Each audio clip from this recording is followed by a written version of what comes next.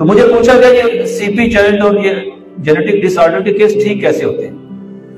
आपकी homeopathy DNA में पहुंचती है। मुझे वक्त बता देना, लंबी बात ना कर जाऊं। ये डीएनए तक इसकी रसाई है, ये खराबियां डीएनए में मौजूद होती हैं, ये क्रोमोसोम से शुरू होती हैं। और जब आप म्याज़म का इस्तेमाल कर रहे होते हैं, जब आप गहरी दवाइयां इस्तेमाल कर रहे होते हैं, तो आपको सोच समझ के कदम भी रखना होगा। ये अंधी फैरन, इससे भी बचना है आपने। तो हम करते क्या हैं, आए मैं आपको बताता हूं। मरीज का म्याज़म तजवीज़, एक ऑटिज्म में बात करते हैं। मरीज आपके पास आया है, आप देखते हैं कि उस बच्चे को पता ही नहीं मैं कहां आया हूं, उसका बाजू पकड़ा हुआ है, लेकिन वो बाजू छुड़ाना भी चाहता है, लेकिन उसे ये भी नहीं पता कि मैंने क्या करना है। अगर उसका बाजू छोड़ देंगे तो वो पता नहीं क्या कुछ कर देगा, चीजें उठा के इधर की उधर, उधर की इधर, और भाग जाएगा, पकड़ा नहीं जाएगा, गुम भी हो सकता है। अब उसका म्याज़म तजवीज़ करें। म्याज़म में क्या होगा? अगर उसका चेहरा गोल है, वजूद भारी है, नकूश मोटे से हैं, तो मेडोलिनम की तरफ आ जाएं। मैं बहुत आसानी के साथ इंशाल्लाह ये सारी गुफ्तगू करूंगा, आपको बहुत आसानी हो जाएगी। अगर वो बच्चा बिल्कुल ही दुबला पतला कमजोर सा है, जिस तरह मैंने बच्चे की मिसाल दी, तो आप ट्यूबर की तरफ आ जाएं। अगर उसके बच्चे के दांत बड़े हैं, दांत टेढ़े मेढ़े हैं, सिफलिनम पे आ जाएं। कोई मुश्किल काम है?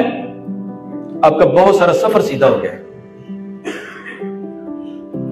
आपने सिफलिनम दी है, ट्यूबर दी है, आपने मेडो दी है, और उसके बाद आपने देखा है कि बच्चा तेज तर्रार है, दुबला पतला है।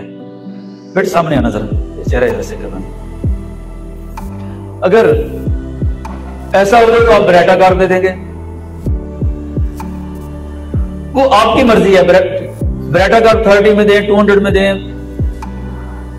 वो आपकी मर्जी है, ब्रेटाकार दे देंगे। अगर बच्चा गुट्ठे से वजूद का मालिक है, जरा वजूद उसका भारी है, ये बच्चे को भेजिएगा इधर, अगर बात मान ले तो। अच्छा,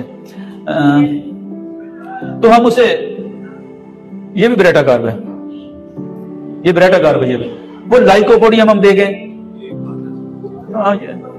नहीं बस ये ब्रेटाकार है, बच्चा दिखा लेते बेशक, हम उसे लाइकोपोडियम की तरफ आ जाएंगे। और ये मैं उसके जिस्म और उसका वजूद देख के कह रहा हूं, ये बच्चा ब्रेटाकार में। लाइकोपोडियम हमारी दूसरी दवाई होगी। तीसरी हमारी दवाई, अगर बच्चा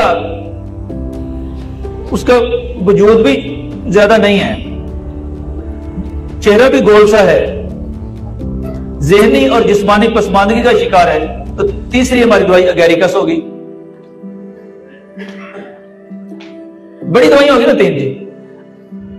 अब चौथी दवाई, जो बच्चे आराम से नहीं बैठते, ये तो आराम से बैठ गया ना, वहां जो हम टेरमटोला हिस्पानिया लगाते हैं, लेकिन टेरमटोला वाला बच्चा तवज्जो में होता है, बच्चा तवज्जो में होगा लेकिन सुकून नहीं करेगा। लेकिन अगर बच्चा तवज्जो में नहीं है तो फिर टेरमटोला की जगह पे एथोजा देंगे। ये बच्चा तवज्जो में भी नहीं होगा, नुकसान भी करेगा और पुरसुकून नहीं होगा, आराम से नहीं बैठ सकते।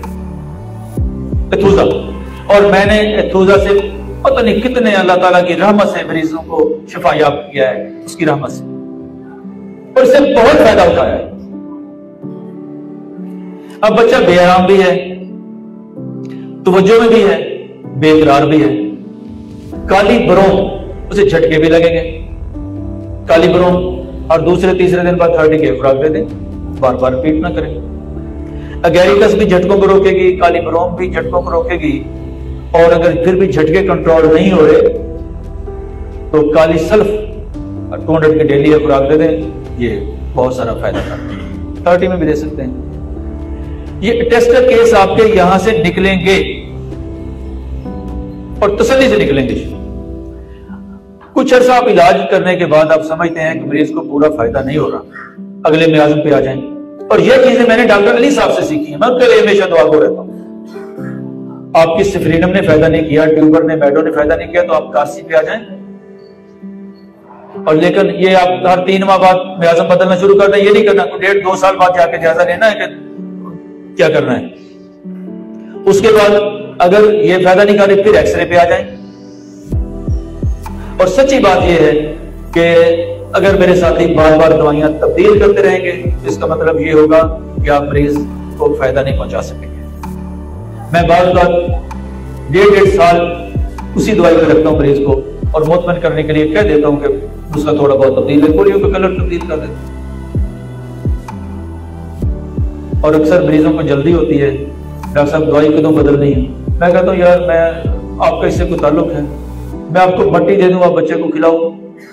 आप मोटरसाइकिल चलाते हो तो आपको पता है गियर कब बदलना है, मैं भी ये ड्राइविंग ही कर रहा हूँ, मुझे पता है गियर कब बदलना है। मरीज को फायदा हो रहा है, चलने दो। और जहां आप वाकई समझते हैं कि फायदा नहीं हो रहा, वहां आप पोटेंसी को बढ़ा दें। जो अद्वियात आप 30 में दे रहे हैं उनको 200 पे कर दें। लेकिन दवाइयां अगर तब्दील करते रहेंगे तो केस ठीक नहीं होगा। इस पूरे प्रोसेस में आपको 4 साल चाहिए मरीज को ठीक करने के।